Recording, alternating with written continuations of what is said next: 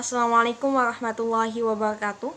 Baik, sebelum pembelajaran dimulai, silahkan berdoa terlebih dahulu dan setelah itu cek kehadiran. Baik, sebelum kita memasuki materi, saya harap kalian dapat mempersiapkan diri kalian untuk memahami materi yang akan saya berikan.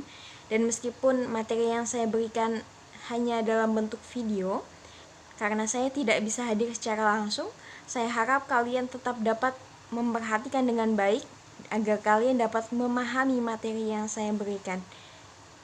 Selanjutnya, silahkan kalian ambil buku bahasa Indonesianya terlebih dahulu, karena nantinya kalian akan diminta untuk membaca contoh opini dalam bentuk artikel yang ada di dalam buku ini.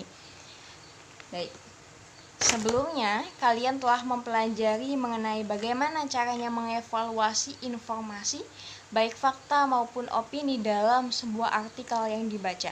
Adapun materi yang akan kita pelajari pada pertemuan kali ini adalah menyusun opini dalam bentuk artikel.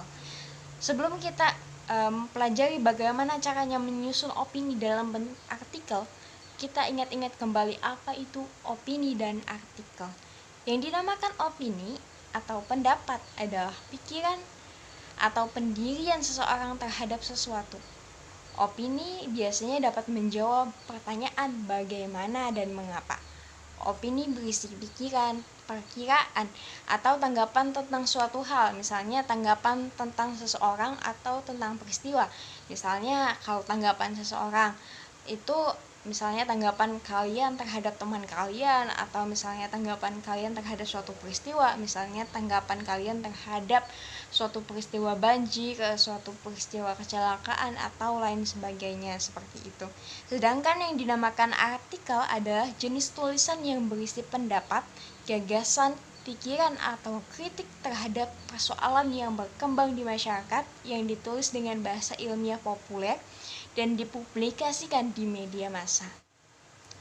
Baik, selanjutnya kita langsung membahas mengenai menyusun opini dalam bentuk artikel. Beropini atau berpendapat sebenarnya dapat diungkapkan oleh siapa saja, akan tetapi seringkali opini itu hanya diberikan kepada komunitas-komunitas tertentu atau orang-orang tertentu, sehingga opini yang dikeluarkan tidak dapat terinformasikan ke khalayak publik atau ke orang banyak. Sedangkan tujuan dari menyusun opini dalam bentuk artikel adalah agar opini yang kita buat dapat terbaca, dapat diinformasikan ke orang banyak. Karena menyusun opini dapat membuat seseorang menuangkan ide gagasannya ke ruang publik, dan dengan seseorang menulis sebuah opini dalam bentuk artikel, berarti orang tersebut masuk ke ranah publik dan berusaha mempengaruhi publik dengan tulisan yang dibuatnya. Baik, selanjutnya adalah mengungkapkan opini dalam bentuk kalimat yang benar. Langkah pertama untuk mengungkapkan opini dalam bentuk kalimat yang benar adalah dengan memahami struktur artikel opini. Adapun struktur artikel opini itu terdiri dari 3 bagian. Yang pertama yaitu pernyataan pendapat. Struktur bagian pernyataan pendapat itu berisi topik tentang sebuah permasalahan yang akan dibahas. Selain pendapat, bagian ini terkadang juga berisi teori yang akan diperkuat dengan argumen. Baik, selanjutnya yang nomor 2 adalah argumentasi. Apa sih argumentasi itu? Argumentasi merupakan pendukung berupa fakta-fakta tentang topik yang diangkat dan yang akan memperkuat opini yang hendak disampaikan, sehingga memberi nilai objektivitas pada tulisan. Jadi pada bagian argumentasi, penulis berusaha meyakinkan para pembaca bahwasannya tulisan atau pendapat yang ditulisnya itu memang benar. Dan yang ketiga adalah pernyataan ulang pendapat. Apa sih pernyataan ulang pendapat itu? Pernyataan ulang pendapat merupakan bagian akhir teks opini. Pada bagian ini berisi tentang penegasan kembali tentang pendapat yang telah dikemukakan. Baik, selanjutnya yang kedua adalah penggunaan bahasa. Penggunaan bahasa yang terdapat dalam artikel opini bersifat ilmiah populer. Hal yang perlu diperhatikan dalam penggunaan bahasa adalah sasaran pembacanya. Karena dalam membuat artikel opini, kita harus menyesuaikan siapa pembaca kita, siapa yang akan membaca artikel kita, seperti itu.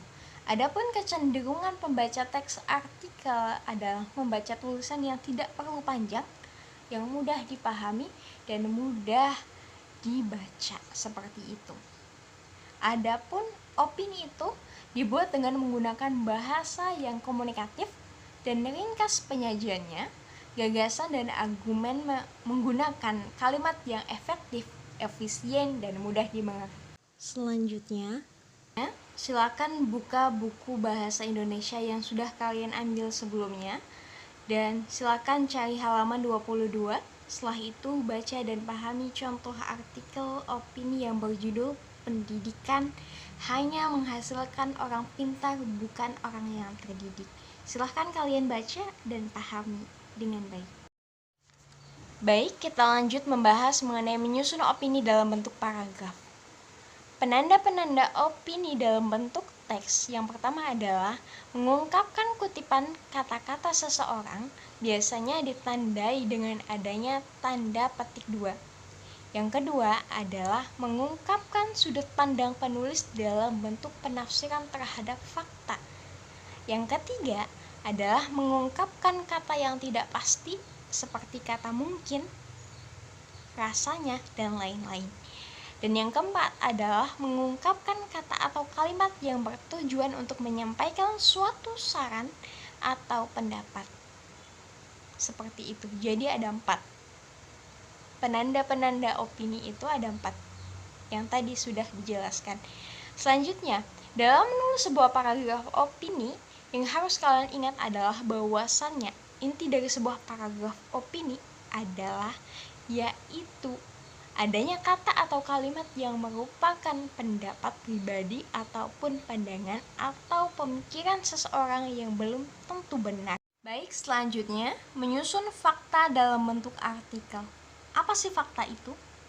Fakta adalah suatu informasi yang bersifat nyata atau benar-benar terjadi.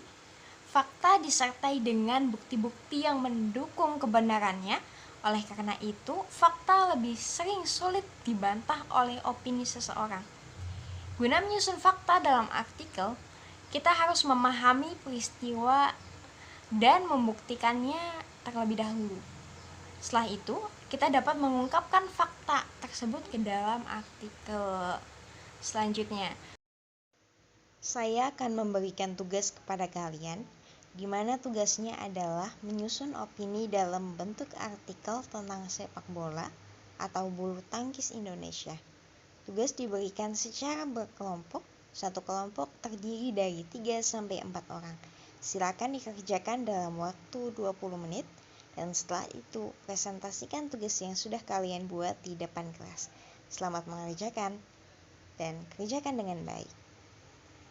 Baik, materi dan tugas sudah diberikan. Sekarang saatnya kita merangkum materi pada pertemuan kali ini. Pada pertemuan kali ini kita membahas mengenai menyusun opini dalam bentuk artikel.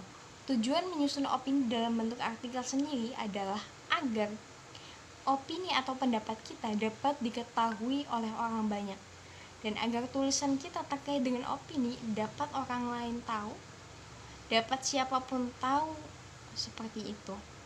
Cukup sekian materi yang saya sampaikan pada pertemuan kali ini. Wassalamualaikum warahmatullahi wabarakatuh. Jangan lupa belajar di rumah.